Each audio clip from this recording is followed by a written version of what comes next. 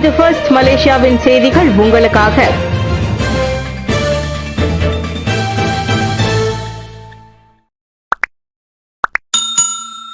Aero train சேவையை தொடர்ந்து கண்காணிக்கும் பராமரிக்குமாறு MAHBக்கு உத்தரவு. பயணிகள் போக்குவரத்தை பாதிக்கக்கூடிய தொழில்நுட்ப இடையூறுகளை தடுக்க கோலாலம்பூர் அனைத்துலக விமான நிலையம் KLIAவின் முதலாவது முனையத்தில் உள்ள ஏரோ ட்ரெயின் சேவையை தொடர்ந்து கண்காணித்து பராமரிக்குமாறு போக்குவரத்து அமைச்சு மலேசிய ஏர்போர்ட்ஸ் குழும நிறுவனம் உத்தரவிட்டுள்ளது. ஜூலை 1ஆம் தேதி சேவை தொடங்கியதிலிருந்து கிட்டத்தட்ட 20 லட்சம் பயனர்கள் இந்த ஏரோ ட்ரெயினை பயன்படுத்தியுள்ளனர்.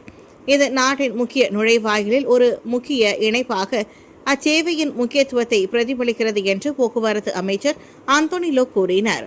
பிரதான முனையத்திற்கும் செயற்கைக்கோள் முனையத்திற்கும் இடையிலான பயணிகள் நடமாட்டம் மிகவும் தினமும் அதிகமாக உள்ளது. தினமும் பல்லாயிரக்கணக்கான மக்கள் இச்சேவையை பயன்படுத்துகின்றனர். நிச்சயம் எந்தவொரு தொழில்நுட்ப இடையூறும் பயணிகளை பாதிக்கும். மேலும் KLIAவில் ஒரு முக்கியமான சேவையாக ஏரோ ட்ரெயினின் நம்பகத்தன்மை பயணிகளின் நடமாட்டம் பாதிப்படையாமல் இருப்பதை உறுதி செய்யும் அளவுக்கு அதிகமாக இருப்பதை நாம் உறுதி செய்ய வேண்டும் என்றார் அவர். ரஷ்ய அதிபரும் உக்ரைன் அதிபரும் சந்திக்காவிட்டால் விளைவுகள் ஏற்படக்கூடும். ட்ரம்ப். ரஷ்ய அதிபர் விளாடிமிர் புதினும் உக்ரைன் அதிபர் விளாடிமிர் ஜெலன்ஸ்கியும் சந்திக்காவிட்டால் விளைவுகள் ஏற்படக்கூடும் என்று அமெரிக்க அதிபர் டொனால்டு ட்ரம்ப் தெரிவித்திருக்கிறார். போர் நிறுத்தம் தொடர்பாக இரு தலைவர்களும் சந்திப்பு நடத்த வேண்டும் என்றும் இந்த விவகாரம் தொடர்பாக தாம் கண்காணித்து வருவதாகவும் ட்ரம்ப் கூறினார். அடுத்த 2 வாரங்களில் சந்திப்பு மேற்கொள்ளாவிட்டால் அவ்விரு நாடுகளுக்கும் இடையிலான போர் நிறுத்த விவகாரத்தில் தாம் தலையிடவிருப்பதாக ட்ரம்ப் தெரிவித்தார். ஆமாம், மிகப்பெரிய விளைவுகள் ஏற்படலாம். ஆனால் என்ன ஏற்படுகிறது என்று பார்ப்போம். இது போர் முடிவுக்கு வரவேண்டிய ஒன்று என்பதால் பல விளைவுகள் இருக்கலாம். இந்த போர் ஒருபோதும் நிகழ்ந்திருக்காது. 4 ஆண்டுகளாக அது நிகழவில்லை. ஆனால் நான் அதிபராக இருந்திருந்தால் இந்த போர் ஒருபோதும் நிகழ்ந்திருக்காது என்று அவர் கூறினார். அதிகாரப்பூர்வ பயணம் மேற்கொண்டு அமெரிக்கா சென்றுள்ள தென்கொரிய அதிபர் லீ ஜே மியோங்குடன் நடைபெற்ற செய்தியாளர்கள் சந்திப்பில் ட்ரம்ப் அவ்வாறு கூறினார். இஸ்தானா நெகேராவில் புரூனை சுல்தானுக்கு அதிகாரப்பூர்வ வரவேற்பு. மலேசியாவிற்கு 4 நாட்கள் அதிகாரப்பூர்வ பயணம் மேற்கொண்டிருக்கும் புரூனை சுல்தான் ஹசனல் போல்கியாவுக்கு நேற்று கோலாலம்பூர் இஸ்தானா நெகேராவில் தேசிய வரவேற்பு நல்கப்பட்டது. காலை மணி 10க்கு தனது மகன் அப்துல் மார்டின் போல்கியாவுடன் வந்த சுல்தான் ஹசனல் போல்கியாவை மாட்சிமை தங்கிய மாமன்னர் சுல்தான் இப்ராஹிமும் Tunku Temenggong Johor Tunku Idris Iskandar Sultan Ibrahim ஆகியோர் வரவேற்றனர். அதனைத் தொடர்ந்து இரு நாடுகளின் தேசிய பண் உழைக்கப்பட்டு 21 துப்பாக்கி குண்டுகள் முழங்கின. இரு நாடுகளுக்கு இடையிலான உறவை வலுப்படுத்துவது குறித்த பேச்சுவார்த்தைக்காக புரூனை சுல்தான் இப்ராஹிமுடன் சந்திப்பு நடத்தினார். பிரதமர் டத்தோ ஸ்ரீ அன்வார் இப்ராஹிம், தொடர்பு அமைச்சர் டத்தோ ஃபாமி ஃபாட்சில், அரசாங்க தலைமை செயலாளர் தான் ஸ்ரீ ஷம்சுல் அஸ்ரி அபுபக்கர், மக்களவைத் தலைவர் தான் ஸ்ரீ ஜஹாரி அப்துல் உட்பட மேலும் பல அமைச்சரவை உறுப்பினர்களும் அந்நிகழ்ச்சியில் பங்கேற்றனர். பின்னர் மாமன்னர் ஏற்பாடு செய்திருந்த தேசிய விருந்தோம்பலில் புரூனை அரசாங்க குழுவினர் கலந்து கொண்டனர். சுல்தான் இப்ராஹிமின் அழைப்பை ஏற்று சுல்தான் ஹசனல் போல்கியா மலேசியா வந்தடைந்தார். இதனிடையே இன்று நடைபெறவிருக்கும் மலேசிய புரூனை தலைவர்களுக்கான 26வது ஆலோசனைக் கூட்டம் ALCயில் சுல்தான் ஹசனல் போல்கியா கலந்து கொள்ள திட்டமிடப்பட்டுள்ளது. மலேசிய வரலாற்றில் முதல் முறையாக ஜல்லிக்கட்டு நவம்பரில் நடைபெறும். சரவணன் தகவல். தமிழர்களின் பாரம்பரிய வீர விளையாட்டான ஜல்லிக்கட்டு வரலாற்றில் முதல் முறையாக மலேசியாவில் நடத்தப்பட உள்ளது. மாய்கா தேசிய தலைவர் டத்தோ ஸ்ரீ எம் சரவணன் அதனை தெரிவித்தார். தமிழகத்தில் ஆண்டுதோறும் புதுக்கோட்டை, மதுரை உள்ளிட்ட பகுதிகளில் நடைபெறும் ஜல்லிக்கட்டு உலக அளவில் புகழ் பெற்றது. அண்மையில் இலங்கையின் திரிகோணமலையிலும் முதன்முறையாக ஜல்லிக்கட்டு நடத்தப்பட்டது. இப்போது இந்தியாவுக்கு வெளியே இலங்கைக்கு அடுத்து அதிக தமிழர்கள் வாழும் மலேசியாவிலும் ஜல்லிக்கட்டு நடைபெற உள்ளது. அனைவரும் கலந்து கொள்ளும் வகையில் பொருத்தமான இடத்தை தேர்வு செய்து நவம்பர் மாதத்தில் ஜல்லிக்கட்டு போட்டி நடத்தப்படும் என தாபா நாடாளுமன்ற உறுப்பினருமான சரவணன் கூறினார். அனைவருக்கும் மைய இடமாக விளங்குவதால் பத்தமலையில் அது நடத்தப்படலாம் என்றும் அவர் கோடி காட்டினார். இதற்கான ஏற்பாடுகள் தொடங்கி இருப்பதாக தமிழகத்தின் திருச்சியில் அதற்கான 2வது கலந்தாய்வு கூட்டத்தில் பங்கேற்ற போது நிருபர்களிடம் சரவணன் கூறினார். வட்டார நெருக்கடி பதிலளிப்பு ஆற்றலை வலுப்படுத்த ஆசியானிற்கு வலியுறுத்து. உறுப்பு நாடுகளுக்கு இடையிலான நெருங்கிய ஒத்துழைப்பு மற்றும் ஒருங்கிணைப்பு மூலம் ஆசியான் அதன் வட்டார நெருக்கடி பதிலளிப்பு ஆற்றலை வலுப்படுத்த வேண்டும். இதற்கு காரணம் தற்போது நிதி நிறுவனங்கள் எல்லைகள் மற்றும் சட்ட அமைப்புகளையும் கடந்து செயல்படுகின்றன.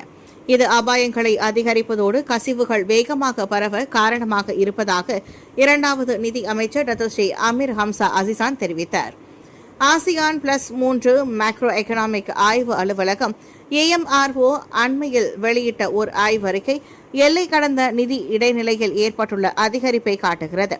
இது முறையான மற்றும் பரவும் அபாயம் என்று 2 நிலைகளையும் அதிகரிக்கிறது. ஒட்டுமொத்தமாக ஆசியான் +3 உரிமை கோரல்கள் மற்றும் பொறுப்புகள் குறிப்பிடத்தக்க அளவில் அதிகரித்துள்ளதாகவும் வட்டாரத்திற்குள் குறிப்பிடத்தக்க வளர்ச்சி காணப்படுவதாகவும் பகுப்பாய்வு காட்டுகிறது என்றார் அவர். தனியார் பாலர் பள்ளி கட்டண உயர்வு 30 விழுக்காட்டிற்கு மிகாமல் இருக்க வேண்டும். தனியார் பாலர் பள்ளி நடத்துனர்கள் முன்வைத்திருக்கும் கட்டண உயர்வுக்கான விண்ணப்பங்களை கடைசியாக அங்கீகரிக்கப்பட்ட 3 ஆண்டுகளுக்கு பிறகே சமர்ப்பிக்க முடியும். மேலும் இக்கட்டண உயர்வு 30 விழுக்காட்டிற்கு மிகாமல் இருக்க வேண்டும் என்று கல்வி அமைச்சு நிபந்தனை விதித்துள்ளது. தனியார் பாலர் பள்ளி நடத்துனர்கள் மற்றும் பெற்றோர்கள் உட்பட அனைத்து தரப்பினரின் நலன்களையும் கருத்தில் கொண்டு விண்ணப்பங்கள் மதிப்பாய்வு செய்யப்பட்டு பரிசீலிக்கப்படும் என்று கல்வி அமைச்சர் ஃபட்லினா சிடெக் தெரிவித்தார். இடம் வழங்கப்படும் வசதிகள் மற்றும் ஆசிரியர் தகுதிகள் ஆகியவற்றின் அடிப்படையில் கல்வி அமைச்சு இந்த விண்ணப்பத்தை பரிசீலிக்கும்.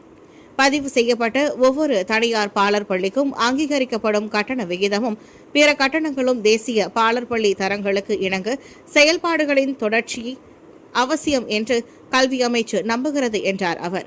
தனியார் துறை மற்றும் நகர்ப்புறங்களில் உள்ள பாலர் பள்ளி கட்டணங்களை கட்டுப்படுத்தும் அரசாங்கத்தின் முயற்சிகள் குறித்து செனட்டர் டத்தோ நெல்சன் எழுப்பிய கேள்விக்கு ஃபட்லினா சிடெக் அவ்வாறு பதிலளித்தார். தெற்கிலிருந்து ஜொஹூர் பாரு வழித்தடத்திற்கான மின்சார ரயில் சேவை டிசம்பரில் தொடங்கப்படலாம். தெற்கிலிருந்து ஜொஹூர் பாரு வழித்தடத்திற்கான மின்சார ரயில் சேவை EDS 3 இவ்வாண்டு டிசம்பரில் தொடங்கும் என்று எதிர்பார்க்கப்படுகிறது. ஜொஹூர் பாருவுக்கான தண்டவாள உள்கட்டமைப்பு முழுமையாக நிறைவடைந்துள்ள நிலையில் EDS 3 திட்டம் தற்போது இறுதிக்கட்டத்தில் இருப்பதாக போக்குவரத்து அமைச்சர் அந்தோனி லோக் கூறினார். தற்போது சமிக்ஞை அமைப்பு பணிகள் மட்டுமே தொடர்ந்து நடைபெற்று வருவதாக கூறிய அவர் இத்திட்டத்தின் முழு உள்கட்டமைப்பையும் முழுமையாக நிறைவடைந்து விட்டதாக தெரிவித்தார். ஜொஹூர் பாருவிற்கான EDS 3 திட்டம் திட்டமிட்டபடி நடைபெற்றதாகவும் சில தரப்பினர் கூறுவது போல் எந்த தாமதத்தையும் சந்திக்கவில்லை என்றும் அவர் தெளிவுபடுத்தினார். இதனிடையே ஸ்லாங்கோ ஷா அலாம் மற்றும் அதன் சுற்று வட்டாரத்தை இணைக்கும் LRT சேவை 3வது இலக்கு ரயில் சேவை இவ்வாண்டு இறுதிக்குள் தொடங்கப்படும் என்று எதிர்பார்க்கப்படுவதாக லோக் கூறினார். ரபிசி ரம்லியின் மனைவிக்கு மிரட்டல், சம்பந்தப்பட்டவரை கண்டுபிடிப்பதில் போலீஸ் தீவிரம். முன்னாள் பொருளாதார அமைச்சர் டாக்டர் ஸ்ரீ ரபிசி ரம்லியின் மனைவிக்கு மிரட்டல் செய்தியை அனுப்பிய நபரை கண்டுபிடிக்க சம்பந்தப்பட்ட நிறுவனங்களின் உதவியை பெற போலீஸ் நடவடிக்கை மேற்கொண்டு வருகிறது. இந்த விவகாரத்திற்கு தொடர்புடைய நபரை விரைவில் கண்டுபிடிக்க முடியும் என்று தங்கள் தரப்பு நம்புவதாக தேசிய போலீஸ் படை தலைவர் டாக்டர் ஸ்ரீ முகமது காலிட் இஸ்மாயில் தெரிவித்தார். இந்த விவகாரத்தில் சக நிறுவனங்களின் உதவியை நாங்கள் நாடுகின்றோம். விரைவில் சிறந்த முடிவை பெற முடியும் என்று நான் நம்புகிறேன் என்றார் அவர். நேற்று கோலாலம்பூர் புக்கிட் கியாராவில் நடைபெற்ற அரசு மலேசிய போலீஸ் படை PDRM-இன் 3வது சிறப்பு உரையாடல் தொடரை அதிகாரப்பூர்வமாக தொடக்கி வைத்த பின்னர் முகமது காலிட் செய்தியாளர்களிடம் அதனை கூறினார். சம்பந்தப்பட்ட தொலைபேசி எண் வெளிநாட்டை சேர்ந்த ஒருவரின் பெயரில் பதிவு செய்யப்பட்டிருப்பதை தமது தரப்பு அடையாளம் கண்டிருப்பதாக முன்னதாக முகமது காலிட் கூறியிருந்தார். இதனிடையே கடந்த ஆகஸ்ட் 13ஆம் தேதி அடையாளம் தெரியாத நபரால் பண்டான் நாடாளுமன்ற உறுப்பினர் ரபிசி ரம்லியின் மகன் ஊசியால் குத்தப்பட்ட சம்பவம் தொடர்பில் PDRM விசாரணை மேற்கொண்டு வருவதாக அவர் தெரிவித்தார். இந்த தாக்குதலில் ஒரு தனிநபர் சம்பந்தப்பட்டிருப்பதாக எழுந்துள்ள குற்றச்சாட்டு குறித்து விசாரணை மேற்கொள்ளப்படுவதாகவும் முகமது காலிட் கூறினார். FAM உதவி தலைவர் சேரன் நடராஜா மற்றும் மாய்காவின் முருகவேலு மலாக்கா ஆளுநர் பிறந்த நாளில் டத்தோ விருது. FAM எனப்படும் மலேசிய கால்பந்து சங்கத்தின் உதவி தலைவர் சேரன் நடராஜாவுக்கு மலாக்கா ஆளுநர் துன் அலி ருஸ்தாம் அவர்களின் 76வது பிறந்த நாளை ஒட்டி டத்தோ விருது வழங்கி கௌரவிக்கப்பட்டது. நெகிரி செம்பிலான் மாநில கால்பந்து சங்கத்தின் துணைத் தலைவருமான சேரன் கடந்த பிப்ரவரியில் தான் ஃபேமின் 4 உதவி தலைவர்களில் ஒருவராக போட்டியிட்டு தேர்வானார். ஒரு வழக்கறிஞருமான டத்தோ சேரன் இதற்கு முன் பரதன் கிண்ண கால்பந்து போட்டி ஏற்பாடுகளின் மூலம் நன்கு அறியப்பட்டவர் ஆவார். அனைத்துலக அளவை எடுத்துக்கொண்டால் சுவிட்சர்லாந்தில் செயல்படும் விளையாட்டு நடுவர் மன்ற உறுப்பினராகவும் ஆசிய கால்பந்து சம்மேளனமான AFCயின் கட்டொழுங்கு வாரிய உறுப்பினராகவும் சேரன் உள்ளார். இவ்வேளையில் மலாக்கா ஆளுநர் பிறந்த நாளில் டத்து விருது பெற்ற மற்றொரு பிரமுகர் மாய்காவின் முருகவேலு ஆவார்.